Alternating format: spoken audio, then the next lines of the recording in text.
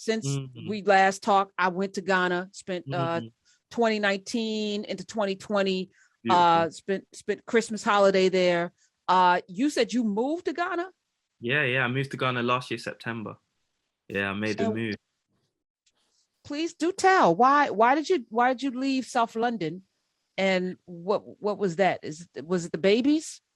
It was a compound of reasons. So, firstly, I just felt like the lifestyle in Ghana was something that I just loved. The sunshine 24/7, like all year round, it's right on the equator line. I just feel like a better person in the sun. I can't explain it. And then there's just many other layers to it. I see so much opportunity across Ghana. I think there's towns and cities yet to be birthed. And I would rather be at the forefront of that and be able to be a pioneer and contribute to that. So the potential, I think, is beautiful. And then also with the watches we sell, we support children through education. So it's just beautiful to be on the ground to see the impact that we make on a daily basis. So yeah, those are the main reasons I moved. Let's talk a little bit about the children, and maybe this is a Starsky question. Yeah, no problem. So in So terms, he's the CEO. Hold on, he's the CEO of the Children's Defense Fund. So I think that okay, that's important for him to understand what you're doing with young people in Ghana. yeah, of course. So yeah, just to give some background, so both my parents are from Ghana. My dad was actually the first in my family line on that side to learn to read and write. And this broke like a cycle of poverty that was affecting us for generations. So it just made me think about the fact that there's so much wasted potential on the continent of sub-Saharan Africa. It's the one region in the world where poverty has increased in the past 25 years. And that coincides with the fact that it's the region in the world with most children outside of education. So now what we've decided to do, my wife and I were supporting a few children through education every month through a charity, but then I thought, why not use my entrepreneurial mind and be able to scale that up? So now whenever we sell a watch, we actually help support a child through education across sub-Saharan Africa. So one of the ways we do that at the moment is actually via solar lamps. So children that would have to walk for hours or burn harmful fuels, whenever we sell a watch, we provide the solar lamp so they can study from the safety of their own homes. And we've just hit the milestone of supplying over 5,000 of these. So it's been great. Oh, I love it. I love it. The watches, you had three, I think, three styles when you when you came. That was Yeah, like 5 years ago. yeah, yeah, I'm yeah, on yeah. I'm online right now, and I'm like, okay, all right. Well, you We've you come a have long you have way. yes. So talk about the expanse of this. Yeah, it's been a really beautiful journey. When we first started, we literally bootstrapped the business. I had about £7,000, like $10,000 equivalent to my name, and I just used that, quit my job, and just went all in with it. So yeah, when I had the fortunate opportunity to come on your show the very first time, it was like a year into the business.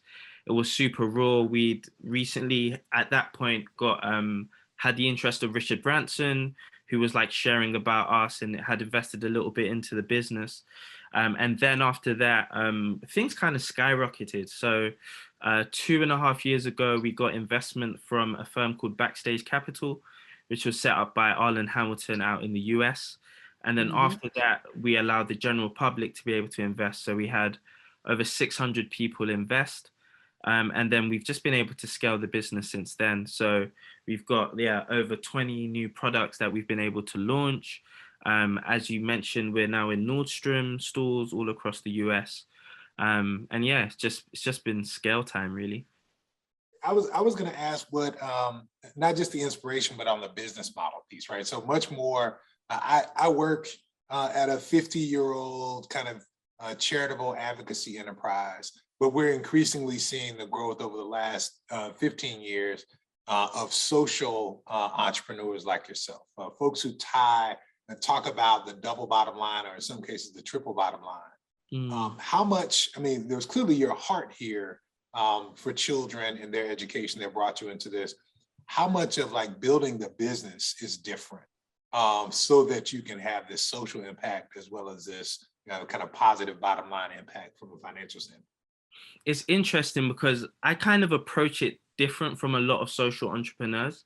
For me, my whole passion is for my products to compete on the same level as anyone in a similar price range. So I can confidently boast that our products can stand up against anyone in the market. We just fight to be a strong business. And then with our profits, we partner with a charity. And because the charity are on the ground, they hold the expertise we can never hold. So it's much better for us to partner with those that are already doing it than to try and come in with this savior mentality to do it ourselves. So that's how we do it. My focus really is on having products that stand up in the market, that really stand out, that look aesthetically pleasing as well. So that if I do that very well, then I can make even more of an impact than trying to kind of straddle both. We're talking with William Adoasi, Vitae London, VitaeLondon.com. I'm looking at this Elmington marble watch in silver. Yes, Tell me about this beautiful So, piece of jewelry. funnily enough, so I design all the products. That watch was actually named after the government housing block that I grew up on. So yeah, and the reason I named it after my block was because like one of our strap lines is to live without limits. And I just wanted to inspire people from my community that, yeah, you may have grown up in a certain environment, but that environment doesn't define us. So with the Elmington collection, it's a watch without limits. So if you look at the watch on the website, you can actually remove the bezel, remove the strap. So one day the watch can be silver, the next day gold, the next day rose gold, depending on what other jewelry you're wearing. So yeah, that's kind of a bit of a background behind that product. And as you were talking, we've talked before. We've had people on to talk about how diamonds are not the most precious or rare. That the De Beers folk created this whole mining thing, and then the demand for it, and then everything that we crave has been fed to us, right? Through marketing, through advertising, right? We value something because we may have heard it in a rap song, and those people value it because in the street, on this, in our neighborhoods, we have placed value on things that people said we can't have, right? So the cars that we drive are not necessarily better made. We just had a brother call up talk about a Prius, which probably is better than any car that has a symbol on it, because it lasted for 17 years, because that's all you need your car to do is to get from point A to point B safely. These watches, as you mentioned, they're in Nordstrom's, which is high end, which means that by virtue of them being there, they're already in line with some of I'm not going to name the other ones.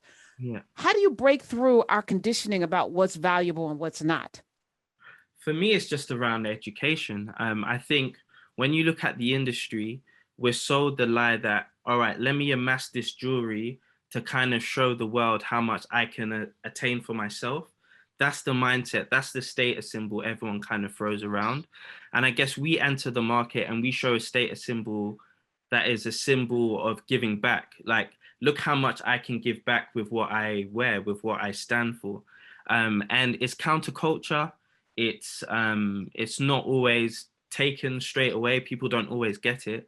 But I think through the education, through actually showing what a brand who seeks to add value can do, more and more we're getting more and more customers. So yeah, for me, it's just an education piece. It's storytelling. It's enlightening people around what we stand for and the alternative that's out. So talk about the milestone that you passed in sales this year. Yeah. So yeah, we recently hit $1 million in sales, which was incredible. Like starting from $10,000 to hit that kind of milestone in a few years has been kind of humbling. But at the same time, it's just like it's time to hit the next one. It's time to push on it and build the business even more. As this pandemic seems to wax and wane, and I'm thinking people aren't, I'm just like my bottle of perfume is full because I don't have to wear it because I'm not out around people. So and you got masks on, so you can't really smell it, or you shouldn't. Watches, clothing. A lot of us are wearing outfit mullets where, we got a party going on below, shorts and pajamas and flip-flops, and we may wear something nice at the top. How important is a watch in this time? And I feel like when this is all over, are people going to dress up more, or is now the pajamas going to be the new thing? No, I definitely think, because even there's been some lockdowns lifted in the UK and in Ghana, And I've seen more and more people actually going out there, and because they've missed it for so long, they're putting in that little bit much more effort. And funnily enough for us, over the pandemic, we actually saw a lot of sales.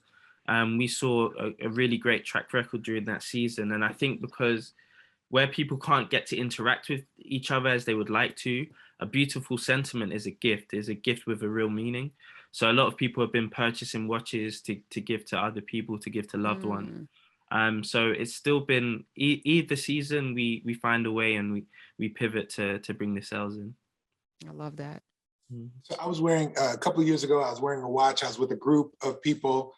We were actually at a camp, and I had a watch on. It's kind of a sports watch thing, you know, the kind you can get wet, because I was going to do all kind of stuff that weekend.